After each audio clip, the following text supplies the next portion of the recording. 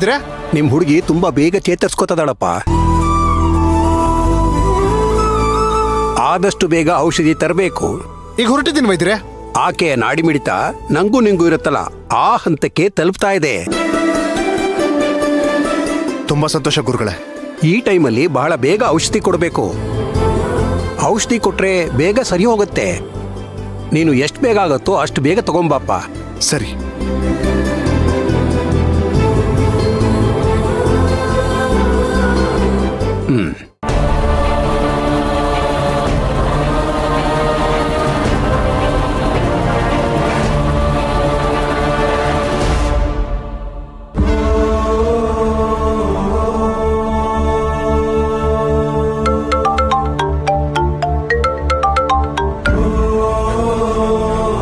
Hello.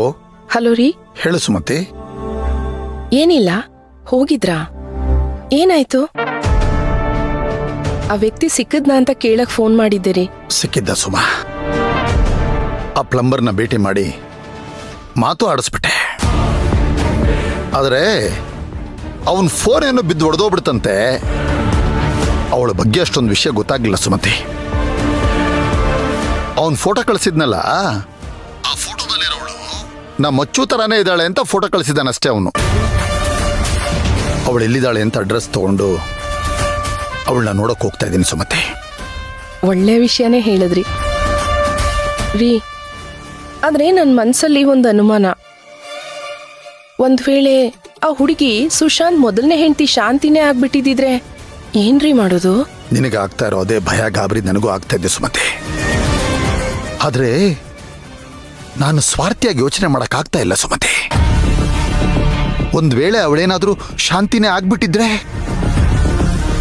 ಸ್ವಾರ್ಥಿಯಾಗಿ ನಮ್ಮ ಮಚ್ಚು ಜೀವನನ ನಾವು ಕಾಪಾಡ್ಕೊಳ್ಳೋಕ್ಕಿಂತ ಆ ಹೆಣ್ಣಿನ ಜೀವನನ ಸರಿ ಮಾಡಬೇಕು ಅಂತ ಮನಸ್ಸು ಹೇಳ್ತಾ ಇದೆ ಸುಮತಿ. ಒಂದು ವೇಳೆ ಹಾಗೇನಾದ್ರೂ ಆಗೋಗ್ಬಿಟ್ರೆ ನಮ್ಮ ತಂಗಿ ಅಚ್ಚು ಬಗ್ಗೆ, ಅವಳ ಜೀವನದ ಬಗ್ಗೆ ನಾವೇನಾದ್ರೂ ಒಂದು ನಿರ್ಧಾರ ತಗೊಳ್ಳೇಬೇಕು ಸುಮತಿ. ತಗೊಳ್ಳೇಬೇಕು. ಅವಳು ಬಂದ್ರೆ ಎಲ್ಲಿ ನನ್ನ ತಂಗಿ ಜೀವನ ಹಾಳಾಗೋಗುತ್ತೋ ಅಂತ ನನಗನ್ನಿಸ್ತಾ ಇಲ್ಲ ಸುಮತಿ. ಇಲ್ಲಿಗೆ ಬರಕ್ಕಿಂತ ಮುಂಚೆ ನನ್ನಲ್ಲೂ ಆ ಭಾವನೆ ಇತ್ತು. ಆದರೆ ಈಗ ಆ ಭಾವನೆನೇ ಬದಲಾಗ್ಬಿಟ್ಟಿದೆ ಸುಮತಿ. ಒಂದು ವೇಳೆ ನಿಜವಾಗ್ಲೂ ಅವಳು ಶಾಂತಿನೇ ಆಗಿದ್ರೆ, ಅವಳು ಶಾಂತಿ ಅಂತ ಗೊತ್ತಾದ ತಕ್ಷಣ ಸುಶಾಂತ್ಗೂ ಶಾಂತಿ ನಿವಾಸದವ್ರಿಗೂ ಫೋನ್ ಮಾಡಿ ವಿಷಯ ತಿಳಿಸ್ಬಿಡ್ತೀನಿ ಸುಮತಿ. ಶಾಂತಿ ಬದುಕಿದ್ರೆ ಅವಳು ಸುಶಾಂತ್ ಜೊತೆಯಲ್ಲೇ ಜೀವನ ಮಾಡಬೇಕು. ಒಂದು ವೇಳೆ ಅವಳು ಶಾಂತಿನೇ ಆಗಿದ್ರೆ ರಾಘವ್ಗೆ ಒಂದು ತಾಯಿ ಪ್ರೀತಿ ಸಿಕ್ಕು ಅವನ ಜೀವನ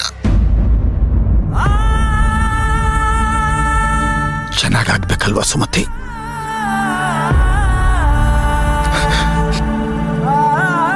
ಯಾಕ್ರಿ, ಏನಾಯ್ತು? ಯಾಕೆ ಮಾತ್ ನಿಲ್ಲಿಸ್ಬಿಟ್ರಿ? ಏನೂ ಇಲ್ಲ ಸುಮತಿ. ನನ್ನ ತಂಗಿಗೆ ದೇವರು ಯಾಕೆ ಈ ತರ ಶಿಕ್ಷೆ ಕೊಡ್ತಾ ಇದ್ದಾನೆ ಸುಮತಿ? ನನ್ನಚ್ಚು ಬಂಗಾರ ಏನಂತ ಅಪರಾಧ ಮಾಡಿದಾಳೆ? ಅವಳಿಗೆ ಜನ್ಮದಲ್ಲಿ ಮದುವೆ ಆಗಿ ಸುಖವಾಗಿರುವಂತ ಯೋಗನ ಇಲ್ದಂಗ ಆಗೋಯ್ತಾ ಸುಮತಿ? ರೀ, ಬೇಡ ರೀ, ನೀವ್ ಈ ತರ ಎಮೋಷನಲ್ ಆಗ್ಬೇಡಿ. ತುಂಬಾ ದೂರ ಬೇರೆ ಹೋಗಿದ್ದೀರಾ, ಒಬ್ರೇ ಇದ್ದೀರಾ. ನೀವು ಸುಮ್ಮನೆ ಆ ಥರದ್ದೆಲ್ಲ ಏನು ಯೋಚನೆ ಮಾಡಬೇಡಿ. ಹೋಗಿರೋ ಕೆಲಸ ಮುಗಿಸ್ಕೊಂಡು ಆರಾಮಾಗಿ ಮನೆಗೆ ಬನ್ನಿ, ಆಮೇಲೆ ಮಾತಾಡೋಣ. ಸುಮತಿ, ನಾನು ಸತ್ಯವಾಗ್ಲೂ ಮನಸಾರ ಹೇಳ್ತಾ ಇದ್ದೀನಿ. ಆ ಹುಡುಗಿ ಶಾಂತಿನೇ ಆಗಿದ್ರೆ ಅವಳು ಶಾಂತಿ ನಿವಾಸದವ್ರ ಜೊತೆಯಲ್ಲಿ ಸೇರಲೇಬೇಕು. ಆ ಕುಟುಂಬದ ಜೊತೆಯಲ್ಲಿ ಅವಳು ಚೆನ್ನಾಗಿರಬೇಕು. ಅದೇ ನ್ಯಾಯ ಸುಮತಿ. ಆದರೆ ಅದೇ ಸಮಯದಲ್ಲಿ ಆ ದೇವರು ನನ್ನ ತಂಗಿಗೆ ಈ ಥರ ಶಿಕ್ಷೆ ಕೊಟ್ಟು ಆ ಶಾಂತಿಗೂ ಅನ್ಯಾಯ ಮಾಡ್ತಾ ಇದ್ದೇನಲ್ಲ, ಅದೇ ಸರಿ ಇಲ್ಲ ಸುಮತಿ. ಅಲ್ಲ ಸುಮತಿ, ಅನ್ಯಾಯವಾಗಿ ನನ್ನ ತಂಗಿಗೆ ಶಿಕ್ಷೆ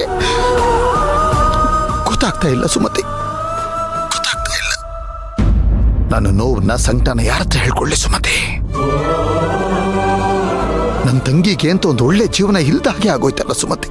ನೋಡಿ, ನೀವು ಈ ಟೈಮಲ್ಲಿ ಯೋಚನೆ ಮಾಡ್ತಿರೋದು ಕರೆಕ್ಟಾಗೇ ಇದೆ.